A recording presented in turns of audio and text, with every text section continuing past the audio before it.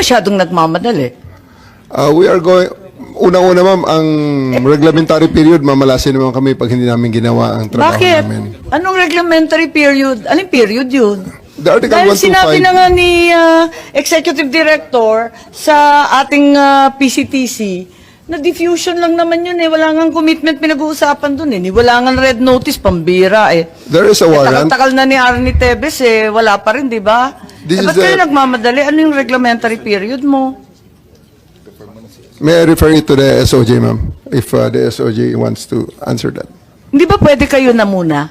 Mauna lang kayo, tapos sa si SOJ. Pwede? Okay, ma'am. Okay.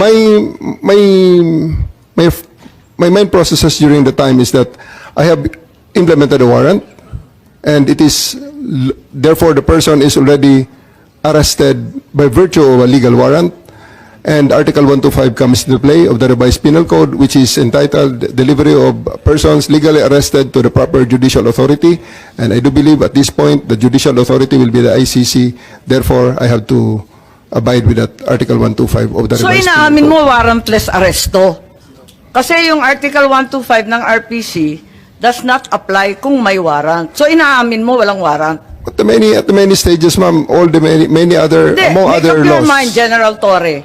Warrantless arrest ba to o may warrant? Kasi ang liwanag naman ng Article 125 eh, ng revised penal I do code. believe that I have a warrant at this time. I just don't want to be... Hindi walang reglementary period.